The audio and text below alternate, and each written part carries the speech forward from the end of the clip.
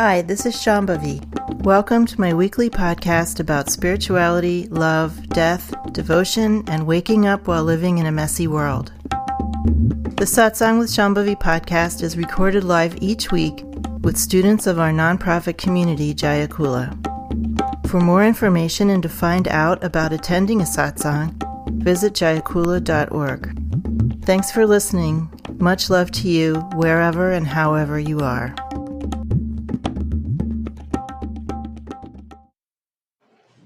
Most of you know this is the last satsang until January 18th? No, 15th. 14th? 14th. I don't even know. Most of you know, but apparently I don't. That weekend in January, that Sunday in January, I'm going to be away for a month. And Charandas suggested a very appropriate topic for when the teacher goes away. And the topic he suggested is consistency. Not that any of you would have any problems with the consistency when I go away. So you may think many things about Jaya Kula as a community, or me as a teacher, or these teachings. But what is really holding us together, what is really, as we like to say, holding the crucible, is that many, many, many people in this community, in fact, the vast majority, are doing consistent daily practice. So when you have a more loosely knit group of people, what's called a sangha, where it's a little more, you come someplace for a few hours a week, and then the rest of your life is maybe less involved in that practice or that group or that stream of teachings. At least in my experience, having participated in a number of communities, there's usually a core of people who are practicing, and then the vast majority of people who are doing something now and then, or doing a little bit, or, coming and going. And that's fine. That's one thing that's happening, and there's nothing wrong with that. But I think here we're the reverse. The vast number of people are actually doing an hour or 2 hours or 3 hours of seated practice every day. And that creates something very strong that people can tap into, that people can use to help them to get back on track when they stop practicing and feel like there's some refuge in the community and some support for doing that. Now, why is there so much emphasis on practice? In other lineages, there's also emphasis on practice, but then in some other ones, there's more emphasis on karma yoga. On some, there's an emphasis on not really doing anything, but sitting with the teacher. I mean, there's all different kinds of emphases that you might encounter in different traditions. And Anandamayi Ma, always put the emphasis on sadhana. So, for instance, when you go to her ashrams in India, they're very un-ashram-like in a certain respect, because you can do whatever you like there. There's no requirement when you go to any of Ma's ashrams to be participating in seva or karma yoga. You can do that if you want, but you can also just do nothing if you want, and you can do sadhana if you want. So in some other ashrams I've been in, you really have to follow the ashram schedule, and most of that doesn't really have anything to do with personal practice. So it's kind of a situation that reflects what Ma's emphasis was. Ma met tens of thousands of people all over India when she was alive.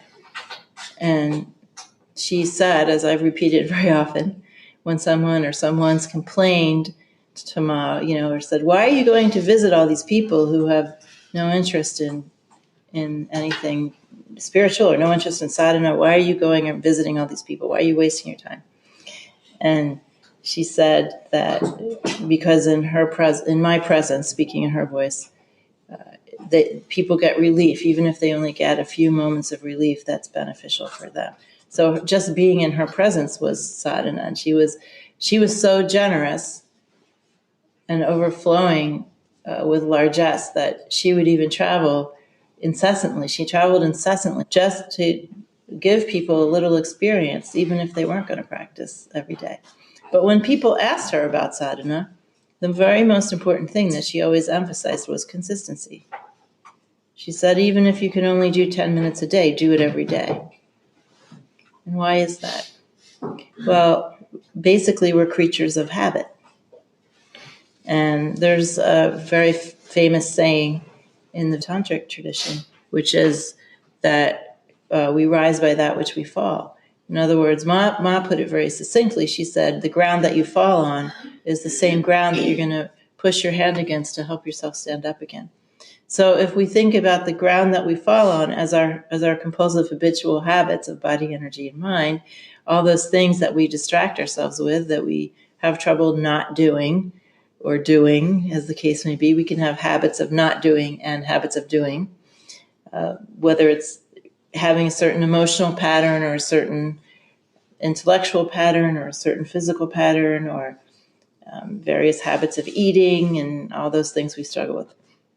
What underlies all of those is a limited version of ritual. Habit is a limited version of ritual. And so we can use habit, just our basic capacity for habit, to walk backwards to ritual, something that embodies the grace and wisdom of life rather than something that embodies ignorance and compulsion and anxiety. So we do sadhana every day, first and foremost, because we have this capacity, this power of habit formation.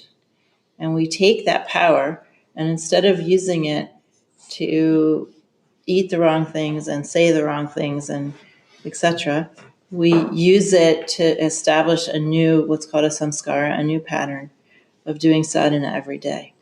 And eventually that just becomes part of the ritual of our everyday life, eventually. So that's one thing. Now, those patterns that we establish have, as you know, actual energy. Anybody who's tried to stop doing something knows that it has real energy behind it. It's not just a metaphor, that energy. And so in order to shift that energy, to regain and recapture that energy to use to help us to wake up, we have to form these new patterns that take energy and repurpose it or redirect it. So that's the other aspect of everyday consistency. Ma emphasized consistency of practicing without fail every day, even more than the amount of time one practice. So if you read her teachings, clearly, although she gave tremendously difficult and all-encompassing sadhana to her most devoted students, to many, many people, she said, just do 10 minutes a day, or just do 20 minutes a day, or do what you can every day. And she would say that over and over and over again. So doing something every day without fail, making it a new part of the ritual of your life, is what slowly, over time, erodes, unwinds, and ends your karmas. Just that very fact of doing something every day. Now, of course, if you have a desire, when I say want to, I literally mean have the desire to find out about reality and who you are and what's going on here. If you have that desire and it's stronger, then you'll want to do more than 10 minutes of practice a day. But everyone should understand that it's the everydayness of it that's actually the most important thing. If you only do 10 minutes a day, you're going to take a very, very long time before your desire quickens for you to do more practice. If you do an hour of practice a day, which is sort of the baseline at Jaya Kula, it takes that long or longer to do most of the practices I give people. So it just ends up being that way. You're going to discover more quickly. Your karmas are going to unwind more quickly. You're going to wake up more quickly. You're going to have a better life more quickly. Or you might have a worse life more quickly too. That'll just be part of the experience. So to me anyway, the most special thing about Jaya Kula is that all of the core students are actually doing that. And it's beautiful to be in the energy body of that crucible and have that support from people, and to see people over a long period of time, and how this everydayness of the practice and the dedication to that and the commitment to that is helping people unwind and relax slowly over time. At different things are happening with different people, but you see even very, very difficult things start to relax and soften and get released. And you don't have to actually attack yourself. If you do practice every day, there's no need for any aggressive attitude towards yourself. You can just rely on that consistency itself as a great, great power. The consistency of practice is a much more powerful act than inconsistent practice, for longer periods. You're practicing a couple hours, but only a couple times a week. That is not going to be as effective. So sometimes the children are the only ones making noise. So. The other thing I want to mention before I toddle off is that there's a beautiful poem by Abhinavagupta that starts off, I've quoted it many times before, and it says, Lord Shiva showers grace without any restraint. And so there is always the presence of the Supreme Reality. Lord Shiva showers grace without any restraint. And so there is always the presence of the Supreme Reality. So the other thing I want to leave you with is this idea of letting everything flow out without any restraint. When I look around and when I experience interacting with almost all of you, you're all living in a condition of a great deal of restraint. You're restraining your speech, you're restraining your freedom because you're afraid of something or another. You're restraining your creativity. You're not living without restraint. So part of sadhana is to do sadhana without any restraint, in a creative, overflowing way that is expressive. To let yourself move into that space of sadhana without any restraint, without time restraint. Even if you have a time restraint, you can move into it as if you didn't, without thinking, without having that checklist mentality. And going deeper into your sadhana without any restraint. And encountering the generosity of reality when you do that. Of living your lives without any restraint. Think of, most of you can just feel how much restraint you put yourself under. You restrain your love. That's the number one thing you're restraining. You're restraining yourself from actually showing your love and showing your affection and caring for others because you think it's uncool. The amount of compassion that this alive aware reality has for each and every one of its creations is totally uncool. I mean, it is so over the top.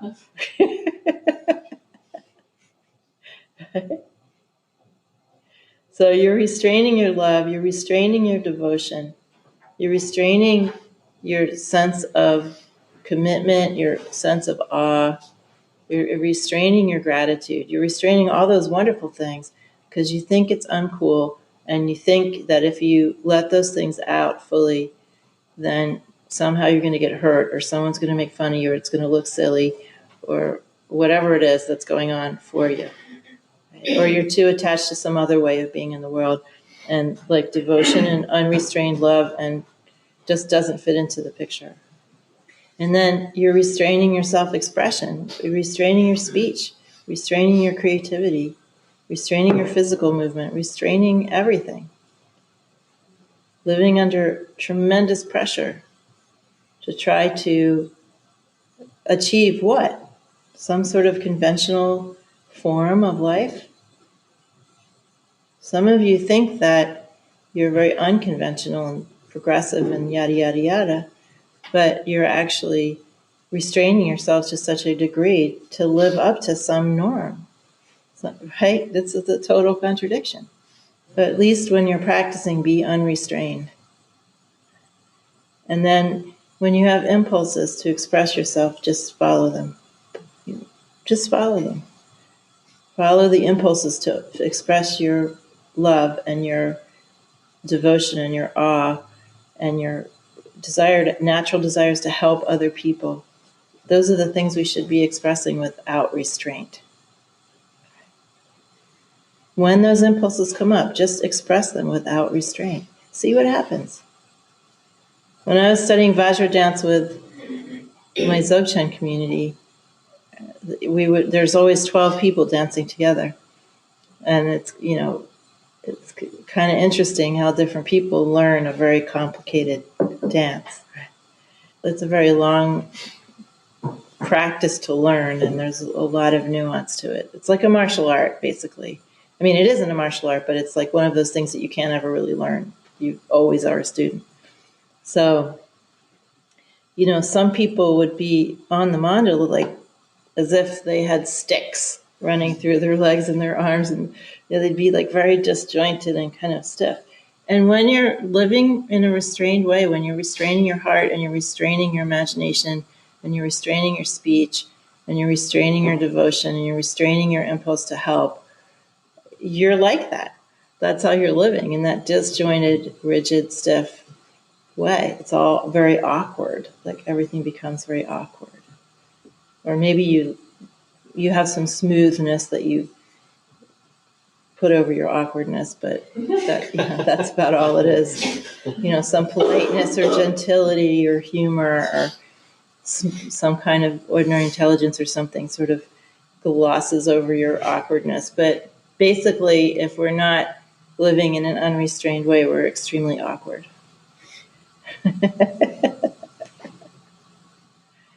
So take some risks. I won't be here to see you doing it. It'll be easier. Start at least with your sadhana and being less restrained in that and more consistent, if that's an issue for you. And see, I've said this so many times in so many different ways, but there isn't any reason not to just let it all out. Other than some fear of embarrassment or fear of abandonment or fear, basically. It's just all fear. Fear of being judged, fear of being weird, whatever it is, right? Why live by that? You'd have to make new precepts. I will not show you my love when I'm afraid. Precept number 1. Right? That's all I have to say for the next month.